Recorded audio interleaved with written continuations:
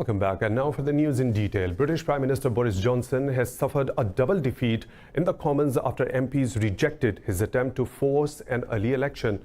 Earlier, Johnson lost a key vote to opposition lawmakers who want to block a no-deal Brexit. This report has more. With the fate of the UK's exit from the EU hanging in the balance, Prime Minister Boris Johnson is in the midst of a major parliamentary showdown. His bid to take Britain out of the EU by October 31st, with or without a deal, has divided the country. The government's rebel MPs and the opposition have joined forces to block a Brexit without a divorce deal. They voted in favour of the bill to delay Brexit until January 2020. The ayes to the right, 298. The noes to the left, 56. Retaliating, Johnson immediately pushed for a motion to hold a snap general election on October 15th, but he failed to win the necessary two-thirds majority, only mustering 298 of the 434 votes required. The ayes to the right, 298, the noes to the left, 56. So the ayes have it, but the House will be aware that the motion has not obtained the majority required under the Fixed Term Parliaments Act 2011. Unlock. After the ballot went badly, Johnson chided opposition Labour leader Jeremy Corbyn before MPs. I can only speculate as to the reasons behind his hesitation. Mr. Speaker, the obvious conclusion is, I'm afraid, that he does not think he will win. The government said the bill to stop a no-deal Brexit will complete its passage through the Lords on Friday. It also announced that EU nationals who arrive in the UK before the end of 2020 can stay until December 2023.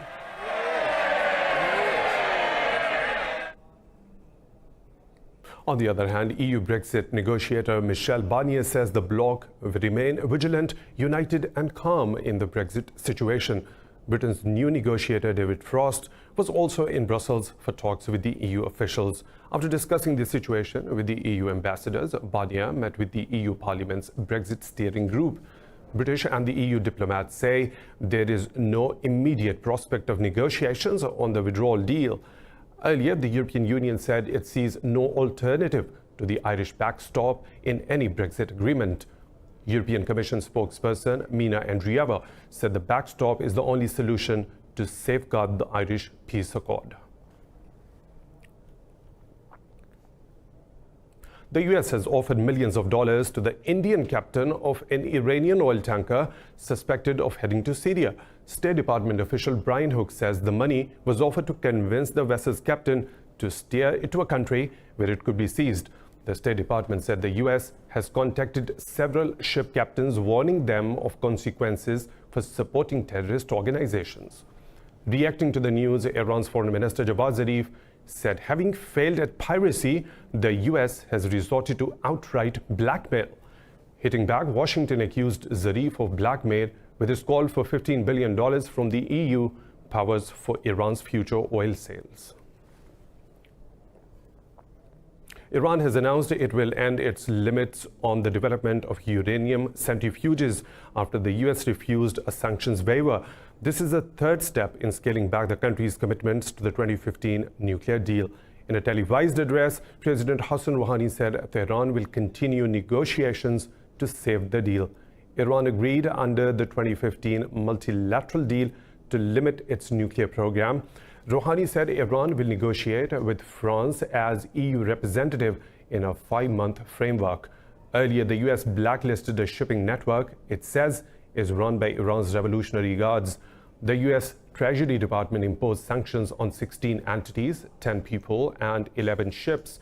The department has accused Iran's Quds force of selling millions of barrels of oil to benefit Syrian President Bashar al-Assad. Turkish President Recep Tayyip Erdogan says it is unacceptable for nuclear-armed states to prevent Ankara from developing its own atomic weapons. But Erdogan did not specify whether Turkey plans its own nuclear arsenal. Talking to his party members in Sivas, he said all developed nations have nuclear weapons. Erdogan hinted he wants the same nuclear guaranteed protection for Turkey that Israel has. Turkey signed the Nuclear Non-Proliferation Treaty in 1980. It is also a signatory of the Comprehensive Nuclear Test Ban Treaty, which outlaws any nuclear detonation for any purpose. The US and China have agreed to resume negotiations in mid-October to end their trade war. The US Treasury Department says Trade Representative Robert Lighthizer and Treasury Secretary Steve Mnuchin spoke with Chinese Vice Premier Liu He over the phone. China's central bank governor Yi Gang also took part. China's Commerce Ministry says the ministerial level talks will be held in Washington. It says trade teams from the two countries will hold consultations in mid-September before the October talks. North Korea has asked the United Nations to cut international staff from its Pyongyang mission. In a letter, North National Coordinating Committee claimed that there is a politicization of humanitarian assistance by the hostile forces. Senior official Kim Chang-min says staff should be cut from the UNDP, WHO and UNICEF by the year end. Kim says the UN-supported programs have failed to reap results in North Korea. He said UN aid officials could instead visit as and when required. The UN says some 41% of the country's population is undernourished. In February, Pyongyang said it was facing a food shortfall, blaming drought, floods and sanctions. U.S. State Secretary Mike Pompeo has refused to sign the peace deal between Washington and the Taliban. The Afghan government says it is concerned by the peace deal drafted after 9 rounds of talks and wants more clarification. Pompeo said he will be a signatory to the deal after all the parties, including the U.S. president, sign it. State Department spokesperson Morgan Ortega said there is no agreement to sign yet. The Taliban-US deal pledges to withdraw around 5,500 American troops from Afghanistan in 20 weeks. Pakistan's envoy Tahmina Janjua has briefed UNHRC High Commissioner Michelle Bachelet about human rights violations in occupied Kashmir. Briefing members of the council, Janjua highlighted humanitarian emergency after India's illegal annexation of the valley. Meanwhile, High Commissioner Nafeez Zakaria held a closed meeting in London with a large number of UK parliamentarians. The parliamentarians agreed to continue working for alleviation of suffering faced by Kashmiris because of New Delhi's lockdown. Lawmakers acknowledged Kashmir is an internationally recognized dispute and awaits implementation of the relevant UNSC resolutions. India's crushing curfew and communication blackout in the valley has entered 32nd day. Indian Congress leader Shashi Tharoor has criticized his own government, saying the Kashmir crisis is a travesty of Indian democracy. Speaking in Delhi, Tharoor said the ruling party stripped the valley of its autonomy without the consent of Kashmiris. Tharoor said BJP government just sought the consent of the Kashmir governor, who is their appointee. Meanwhile, India's Supreme Court today will hear a petition filed against the arrest of a leftist political leader in occupied Kashmir. On his return from Srinagar, Sitaram Yeshuree was arrested after he said New Delhi was lying about the situation in the valley. In the meantime, Indian occupation forces abducted over a dozen people in a village in southern Kashmir. Local media reports the civilians were picked up in a midnight raid and tortured for over an hour. 23 people have been killed and 16 others injured in a massive explosion at a firecracker factory in Indian Punjab's city of Batala. Nearby cars and buildings have been damaged in the blast. The factory is in a bustling neighborhood and authorities say the death toll could rise further. Police say it is not known how many people were inside the factory when the explosion went off. The death toll from Hurricane Durian has climbed to 20 in the Abaco Islands in the northern Bahamas. Meanwhile, the slow-moving storm has returned to Category 3 status as it heads for the U.S. state of South Carolina. Bahamas' Prime Minister Hubert Minnis has warned the death toll could rise. Minnis says the storm is one of the greatest national crises in Bahamas' history. The National Hurricane Center says Durian had winds of 185 kilometers per hour. The devastating gusts made it a Category 3 storm on the 5-level scale. US President Donald Trump said the damage could have been worse if the storm had stayed on its original track. We got lucky in Florida, very, very lucky indeed. We had actually, our original chart was that it was going to be hitting Florida directly. Maybe I could just see that, Kevin. It was going to be hitting directly, and that would have affected a lot of other states. But that was the original chart. Authorities have ordered over 1 million people to evacuate the states on the U.S. southeast coast. Now moving on, the former First Lady of Honduras, Rosa Elena Bonilla, has been sentenced to 58 years in prison over corruption charges. She's the wife of ex-President Porfirio Lobo. A Honduran court sentenced Bonilla for embezzling over $700,000 in government money. The crime was conducted between 2010 and 2014, when her husband was president. The Attorney General says Bonilla used the money to pay for medical bills, jewelry, and construction work. Bonilla's Attorney General says any appeal will be filed against the judgment with the Central American nation's Supreme Court. Europe might look like a modern beacon for women's rights at first glance, but this can be misleading, especially in France, where 121 women were killed as a result of domestic violence just in last year. The government is now trying to make France a safer country for women. More in this report. Violence against women is a major problem the world over. This includes France, where over 100 women have been murdered by their partners in 2019. Every day I'm crying for her one more time, and I would like to change that. She filed a complaint 5 or 6 times. I have filed a murder complaint myself 5 or 6 times. We had been listened to. This is true and false. We didn't know why, how. We were warned 3 days before her death that all the complaints have been dismissed. I don't understand why. The government is looking to rectify the situation by investing in shelters for women with violent partners. Women who stay with a violent partner are resigned to it, mostly due to the lack of financial and material means to leave with their children. We are going to put on the table 5 million euros to create 1,000 new emergency accommodations. NGOs and women's rights organizations say this will not be enough. They've called for a more ambitious plan with a budget of over 500 million euros. Sensing the gravity of the situation, President Emmanuel Macron said France has not known how to protect women from deadly violence. It's time for a short break, but coming up next in the Bulletin.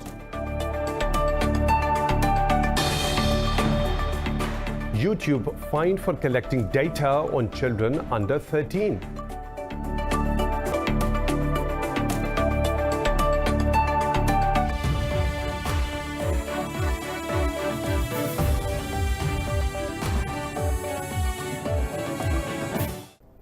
Welcome back. Moscow says the EU's extension of sanctions against Russia is devastating and destructive for the bloc itself. Russian Foreign Ministry spokeswoman Maria Zakharova says the curbs are damaging for a post-Brexit Europe. Zakharova said the bloc chose to extend the sanctions despite pressure from Washington.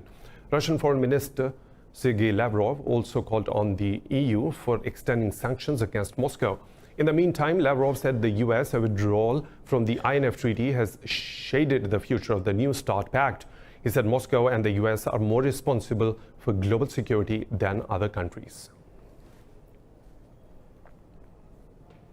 Italy's Prime Minister Giuseppe Conte has told President Sergio Mattarella he is in position to form a new government. The cabinet will take their oaths of the office at the presidential palace on Thursday. The Five-Star Movement approved a pact with their former political foes, the Democratic Party. In an online poll, 80% of Five-Star members voted to form a coalition with their leftist rivals. The new government is expected to improve ties with the European Union and adopt a softer stance on immigration. The previous administration collapsed last month when the League Party pulled out of its coalition with Five-Star to force early elections. Nigeria's vice president will boycott the World Economic Forum summit in South Africa because of rioting in the host country. Angry protesters have targeted South African businesses in Nigeria's capital after violence against foreigners in Johannesburg. The demonstrators clashed with police as they burned tires and hurled rocks outside a mall in Abuja. Meanwhile, South African franchises faced looting and vandalism in several Nigerian cities. Following the attacks, authorities have tightened security around South African businesses. Nigerian police have also enhanced security at embassies and foreign businesses. We are protesting because of what South African government are doing to Nigerians. We are not happy over it because we are good citizens. We partnership with them. They own ShopRite, they own MTN, they own GoTV, and lot of it. So we are tired and sick of all these things that is happening. The reprisal attacks follow 7 deaths in riots in Johannesburg, where foreign-owned shops were targeted this week. Keeping the stories in Nigeria, the city of Lagos, where the children from impoverished slums have taken to playing chess. For them, it isn't about losing or winning. It's about laughter-filled streets and a respite in otherwise grim valleys and stark realities. This report will show how chess is bringing smiles to the Nigerian kids.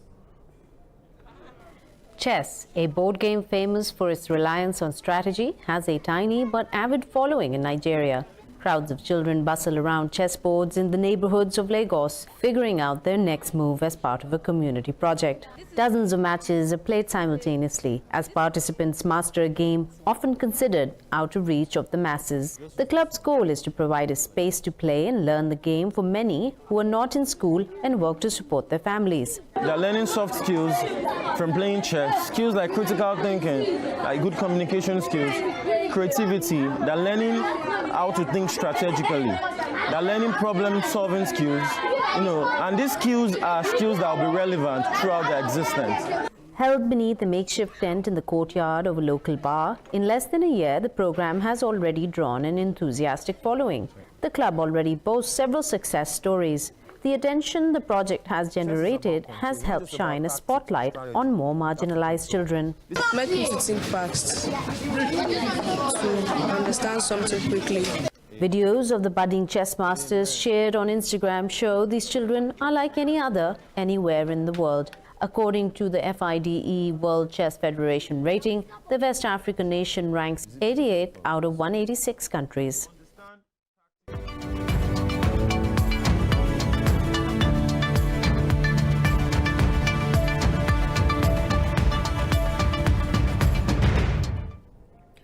Close in the highs of the business world now, a U.S. regulator has fined YouTube a record $170 million for violating child privacy laws. The video streaming site was accused of collecting data on children under 13 without parental consent. The Federal Trade Commission says the data was used to illegally target ads to children. Google, which owns YouTube, has agreed to pay the sum in settlement. It will have to pay $136 million to the FTC and a further $34 million to the state of New York. This is the largest ever fine in a case of online child privacy protection. Asian stocks have been boosted by hopes of an end to the US-China trade war as the two sides announced another round of talks. Investors in China rallied around hopes of Beijing cutting a key ratio to shore up the economy. Japan's Nikkei jumped over 2%, while Hang Seng Index edged up marginally. The CSI 300 index rose and Shanghai Composite Index gained over 1.5%. South Korea's Kospi gained around 1%, while MSCI's Asia ex-Japan Stock Index was firmer by 1%.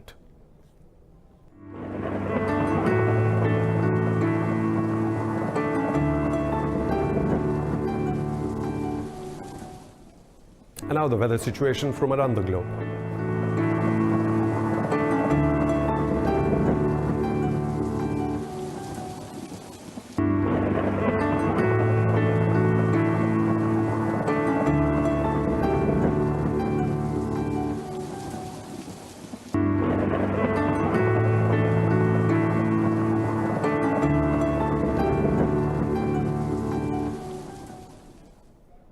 And that's all for now. For further updates, stay tuned to Indus News.